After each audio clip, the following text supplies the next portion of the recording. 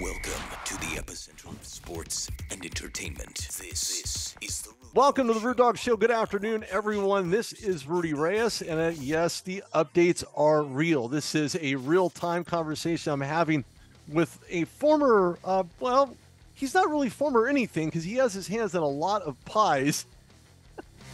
He does so many things. Coach Sanford, man, how are you? Welcome to the show. I appreciate you coming on, talking about, everything related to football from CFP to NFL. Michael Sanford is here, joins me. It's great to be on, Rude Dog. No, a lot going on. Big happenings in college football yesterday, and the NFL is just kind of all over the place. We're in that weird, awkward middle of the season, late season, where it just seems like it's tough to predict anything. With absolute certainty and clarity. So there's a lot moving, a lot shaking, and it's already been a really exciting NFL Sunday. Yeah, so far so good. There are a lot of wins and some surprise losses. We're going to talk about those as we dive further into the show. But I certainly wanted to start off talking about some CFP because obviously for those college football brainiacs out there who love talking about college football, there were a lot of surprises yesterday and then some not really surprised at all. I was not surprised by some of them. Of course, would you consider Bo Nix and company in Oregon going into Utah to play against the Utes in a blowout game? That was yesterday. We're going to talk about that a little bit. I had a chance to watch that game. It was all Oregon from the beginning, but again, we'll talk about that as well. And then I want to talk about a little bit about the college playoffs in 2023. You know, Rose Bowl is going on in Pasadena. You have the Sugar Bowl in Nolens, Louisiana, as well as the national championship game going on in Houston, Texas.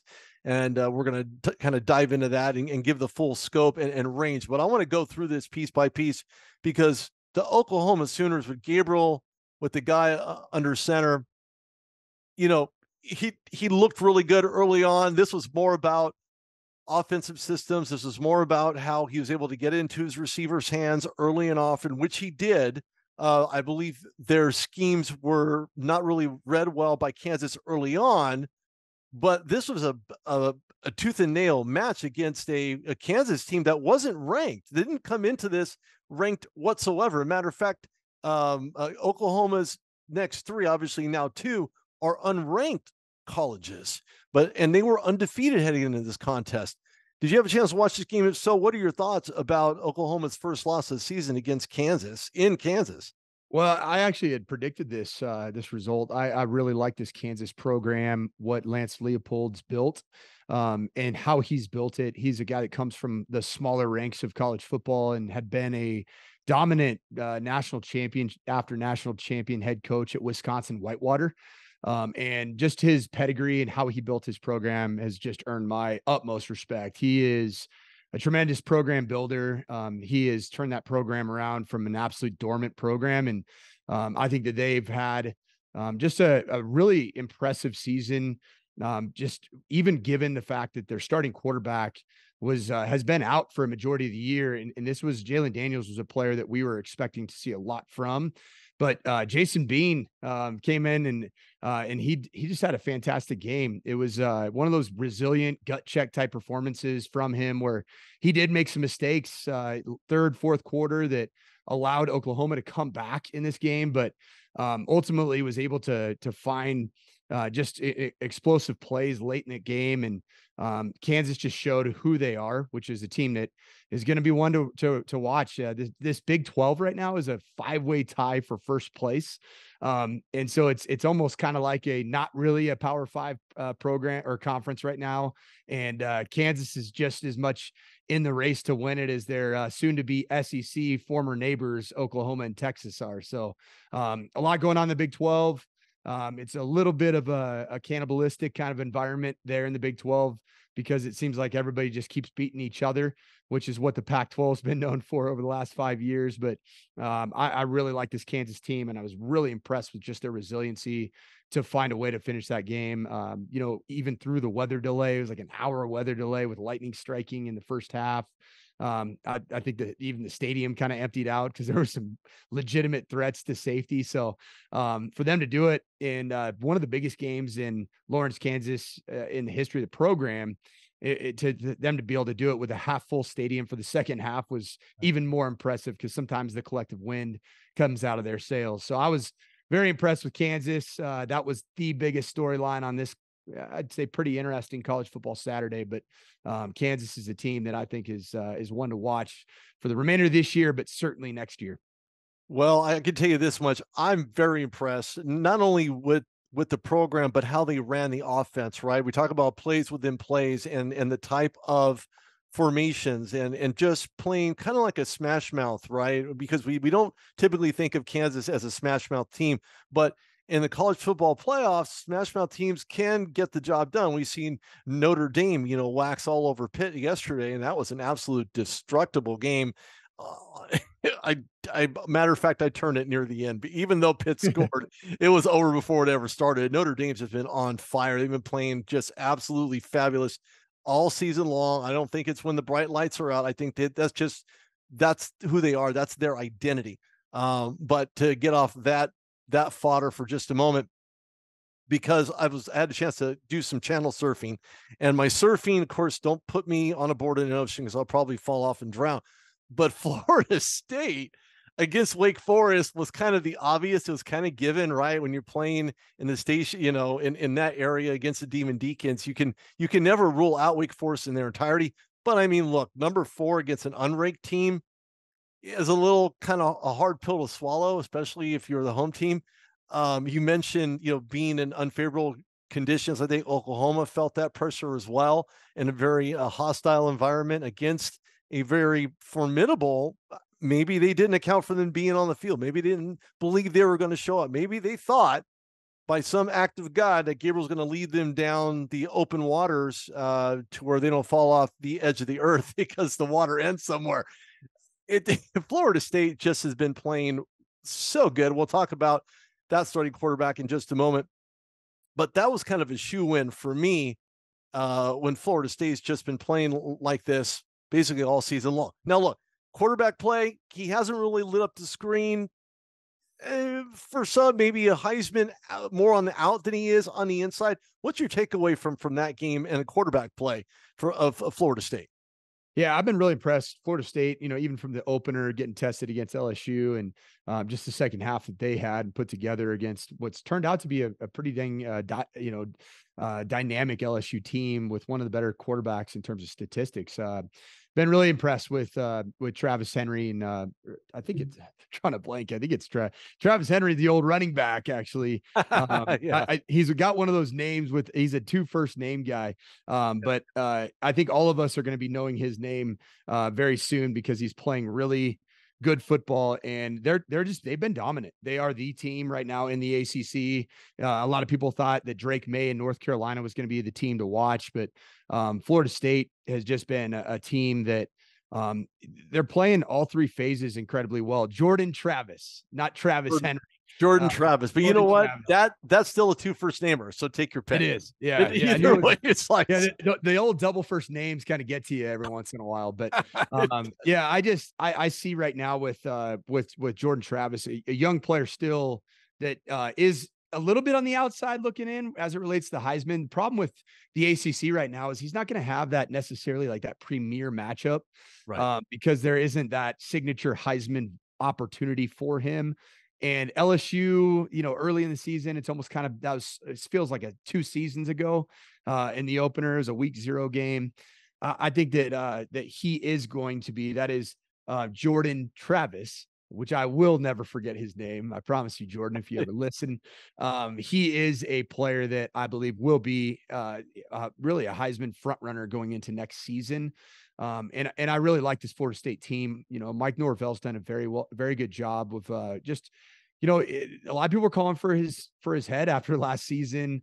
A couple of uneven years in his first couple of years, and Florida State's a program that has very high expectations, but the athleticism that you see, the roster balance on both sides of the ball, speed, power, strength in the trenches, Florida State's for real. I think they're a legitimate, formidable, CFP contender, and I think they're going to run the table and be there, at the end.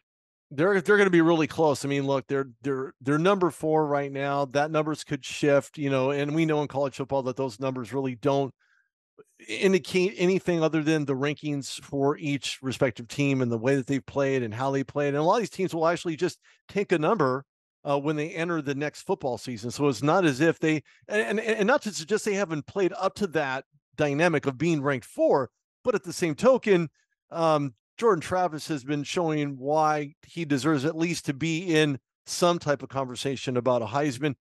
I doubt he'll win, but if he does, then the haters will prove me wrong and we can move on to the next one. Speaking of moving on to the next one, look, I always love a team that wins, that knows how to win. Kirby's done it. Georgia's trying to repeat. I love the repeat method. I'm a huge Lakers fan. So repeat, repeat, repeat.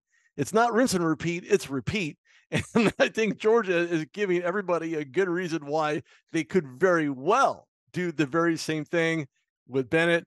The offensive line, the defense, my gosh, the defense. Are you kidding me? These guys are smacked down in your face, won't allow you to gain 10 yards. I mean, it's just, now look, I understand they faced against Florida yesterday, but I mean, come on, 43-20. Yeah, you let up 20 points. It doesn't really matter at the end of the day. A lot of that came late in the game. This game was out of control early, and this Georgia team, I think, is peaking at the right time. They, breaking in a brand new starting quarterback in Carson Beck. Carson's, looked like a young player. He looked like a player that was playing into the pressure of playing for the back-to-back national champions in Georgia. But the surrounding cast is just absolutely incredible. Brock Bowers, I think he is probably one of the most valuable commodities relative to a team wanting to get an elite tight end, kind of in the image of a Gronk or a Travis Kelce that can be a dynamic down the field pass threat. Brock Bowers of Northern California, actually of Napa, California, who made the trip all the way down to Athens, Georgia to go play college football. But I've been really impressed with Georgia and more about just how they're surging at the right time.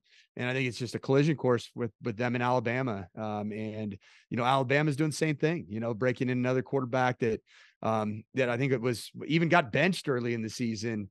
And to watch Alabama's resurgence, I think that they really are the two teams in the SEC that are worth consideration for sure as it relates to the CFP. And I think that's really it. I don't think the depth of the SEC is what it has been historically. There's not those other teams. Tennessee, they can show up and score a bunch of points, good team, but I don't think they have the overall program depth on both sides of the ball to be able to compete, for a CFP spot. And I think they've already played themselves out of that to this point anyway. But I just think that it's going to be all about Alabama versus Georgia. And I think everything's pointing in that direction. Yeah, it could very well. There's still a little bit of time left for some teams who have 4 teams remaining on their respective schedule. And of course, going back, it was Bennett's in the NFL. It was Beck. Wrong B, wrong E, but never. Hey, it's Sunday. You've been up since what? 4:40 in the morning. 4:45. Yeah, 4:45. So yeah, hey man, and honestly, a lot of these names they're tough. Bennett, Beck. Jordan Travis Henry. Yeah, there's there's a lot of those guys, but you're right. I think Alabama is starting to figure that out. I want to put them in that conversation, a real brief one in regards to where they would land in the CFP. And I think it's fair to say that they're certainly going to be up there. There isn't a lot of time left, though. The only way they can do that, they have to win out. They have to win out.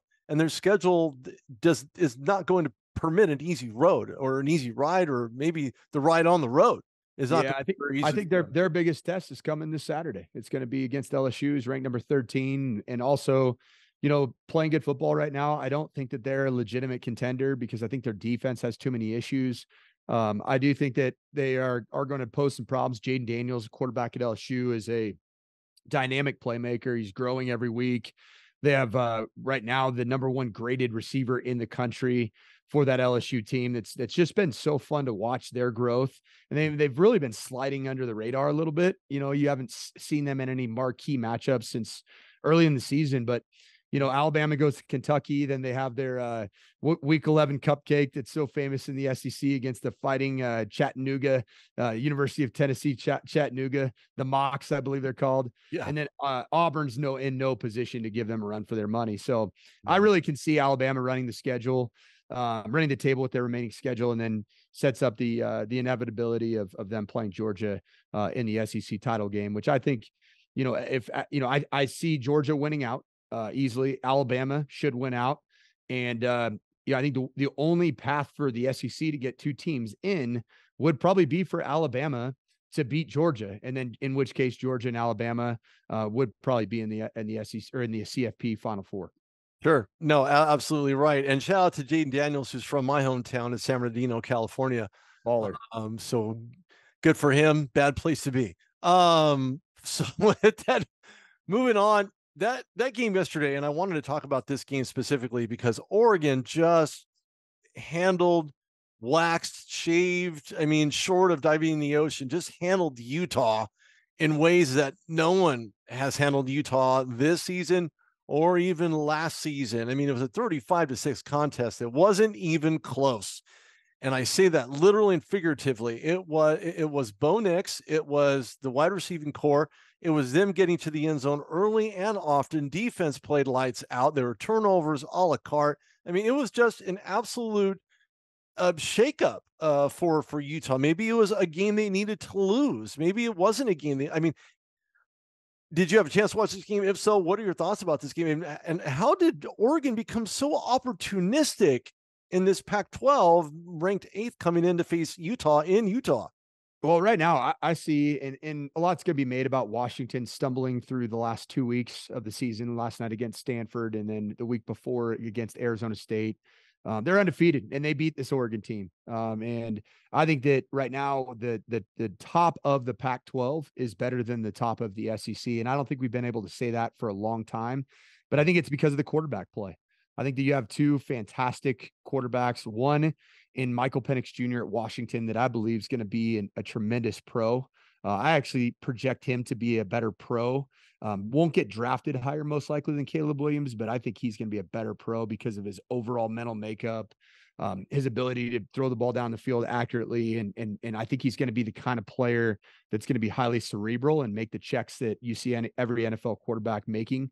And then I think Bo Nix is just an unbelievably solid college quarterback with plus traits. I don't see him being a really high draft pick, but Bo Nix deserves to be in the Heisman conversation. Problem with Bo Nix is being in the conversation is that, right now he lost his head-to-head with Michael Penix Jr. And I think that Michael Penix Jr. is the clear front runner, in my opinion, to win the Heisman Trophy. And I think that, or Washington's remaining schedules, no walk in the park. They do have some of those Northwest rivalries coming up, which are challenging games. But I do see that Washington is in the driver's seat for the easiest path to the CFP probably remaining.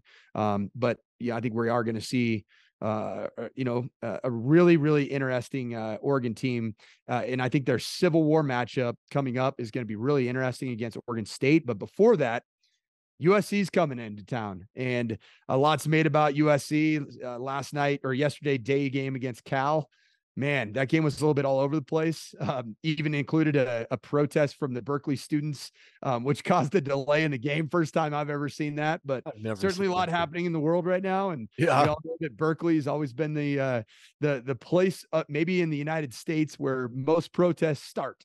It sure did, even on a football field at the 50-yard line. But yeah, I think USC, their defense has been it's been maligned, but they are finding ways to win football games. They still are a top 25 team with one of the most dangerous quarterbacks maybe in the history of college football.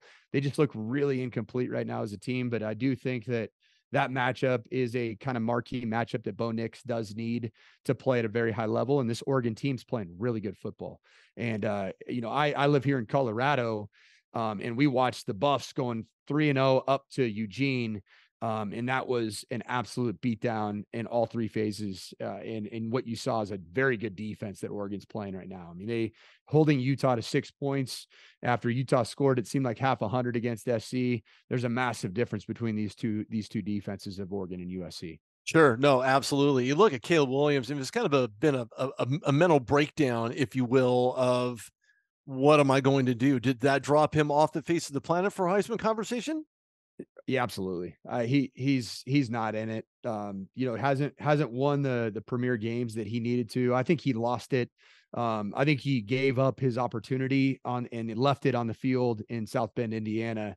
And really in back-to-back weeks, even against Arizona, he was 1 touchdown, 3 interceptions. Just hasn't played up to his capabilities. But to be honest, this USC team is so dangerous, but yet so flawed in so many ways, and you just kind of don't know what to expect. Other than, unfortunately, the consistent nature of this USC team has been giving up a lot of points, and I think that we're going to see that again up in Eugene. The question isn't going to be, is Oregon going to win? Because I think they are. Is it going to be a shootout, one to remember, or is it going to be an absolute blowout, which it certainly could be? Well, we're going to find that out here. We're actually, unfortunately, running out of time, but I wanted to touch on this and throw this out to you and give me your winner. JJ McCarthy out of Michigan, Michael Penix Jr., Jaden Daniels, or Dylan Gabriel. Despite that loss yesterday in Kansas, who do you pick? Who's your one? Without question, my number one is Michael Penix Jr. I think that there is going to be a cloud hanging over Michigan for the rest of their season with all the NCAA and even FBI probes into their football program right now. It's unbelievable what's going on. And, JJ McCarthy's had a phenomenal year. But I think for these remaining games in this season, there's going to be that cloud hanging over that program. Every media opportunity that they're going to have post game in between games and during the week is going to be focused on that very question. And so I don't even know what's going to happen with regards to Michigan. I don't know if the NCAA is going to crack down. One thing that we do know is that they will not have the advantage that they clearly had before of being able to pick signals and know the defenses that are being run or the offenses that are being run, because there is a very, very watchful eye on everything that Michigan's going to be doing going forward. And I think that's going to affect JJ McCarthy in this offense as they play against Ohio State. And Ohio State, they're gonna have their they're gonna be ready to play that game. There's no doubt. Yeah, they're gonna have their hands full. There's no question.